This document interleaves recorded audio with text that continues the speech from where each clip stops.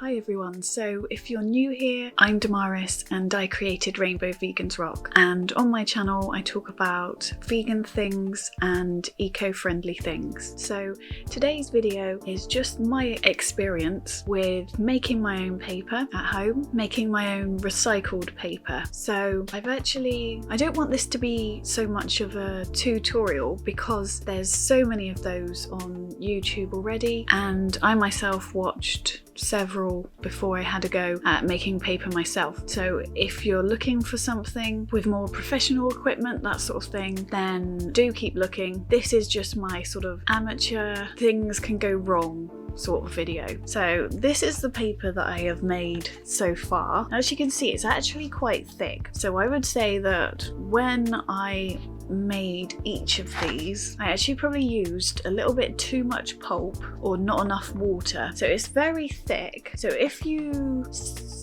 needed it for, say, doing a painting on or something like that, this paper is actually pretty good for that. If you have a look at this pink, I don't know if you can see the sort of shade in the camera, but this one, it has a really nice texture, although it's still quite flat. I think if I neatened up the edges and used this for painting, for example, just did like a little picture on it for somebody, I think that one would actually be really cool. So the reason I decided to do this is because I've got quite a lot of sheets of paper from when I was teaching my son at home, so the school learning sort of thing, and there was a lot of sheets printed out which came along with that, and I just didn't want to just put them in the recycling bin. I wanted to actually use them myself and create something. So this seemed the best idea, to repurpose the paper because the damage was already kind of done. So when I obviously looked on YouTube, I saw a lot of videos of people doing it with the special device. I can't remember what it's called. I want to say Breville or something like that. So if you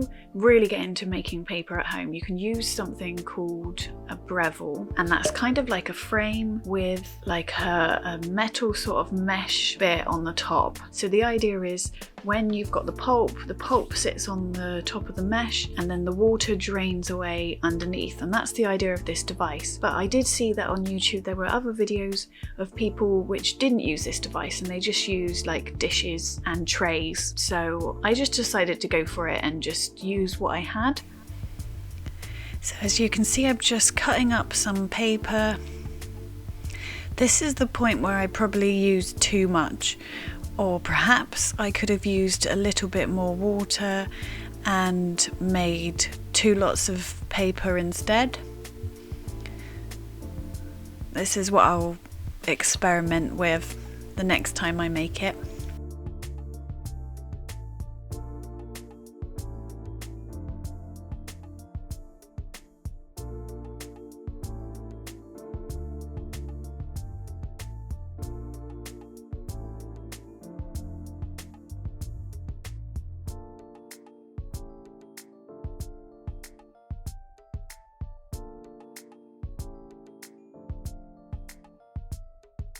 Next is to add some water. I think I added 1.5 glasses of water in the end.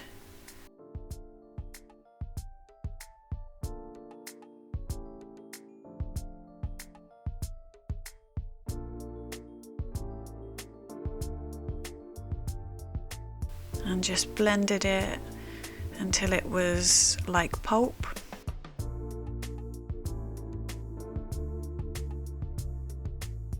I liked the pink colour that the extra bits of pink paper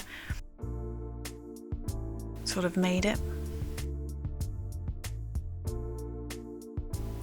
And a sheet at the bottom is to make it easier when you lift it out.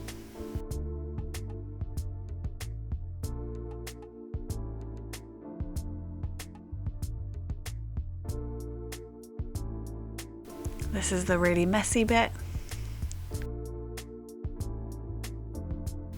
I definitely would recommend a bigger tray or surface or whatever you're using.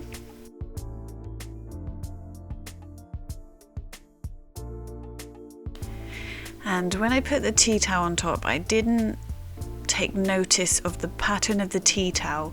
So of course, if you're pressing down on something, it would have a better finish if it was flat. So I'll do that next time as well. And I just used a microfiber cloth to absorb as much of the water as I could and just wrung it out.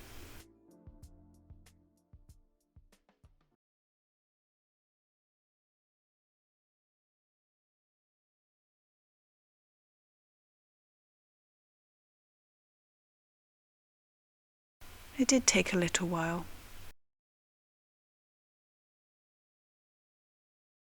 but not too bad.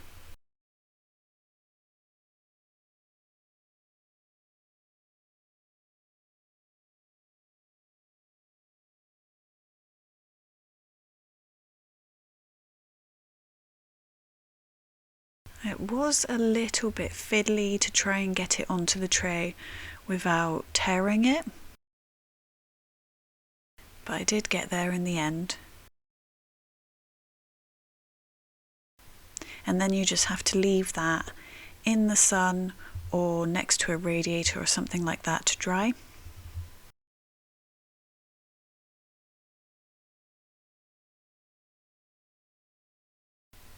You can already see that it's actually too thick, but I'll keep practicing. I've got plenty more paper left.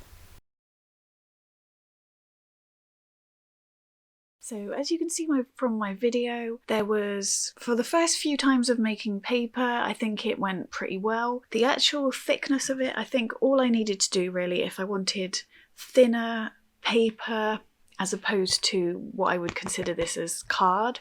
So what I would do is use less pulp. So in other words, either cut up less sheets each time to make the pulp, or use something bigger, like a bigger tray, so that it's spread out more evenly and therefore makes thinner paper. But as you can see from the video, it is actually really simple to make this at home. And of course, you can use things like food colouring or natural things to colour the paper if you in particular wanted to give it a bit of a better finish. The next time I have a go at this, I'm probably going to use something like some lavender flowers or seeds or something in the paper to make it a bit more special, and then I'll probably use it to create like birthday cards or something like that. But as I'm just practicing at the moment, obviously this is not quite so pretty as the ones that I actually saw already on YouTube, but it's been a lot of fun, and I think if you were thinking about trying it yourself, just go for it. It's kind of a learning curve, as with most things in life really, but it is a lot of fun. So I just wanted to do a little shout out really. So I've just set up a buy me a coffee link for my website, and I've also put the link into the description box for all of my videos. I thought it was a nice sort of way of accepting donations if anyone feels that they're able to do so. I just wanted to do a shout out from that because Lucy Russell gave me my first donation, and you're so sweet, thank you so much. So like I said, the link is in the description if you ever feel inclined. So I hope you enjoyed this video. It's just a little one today.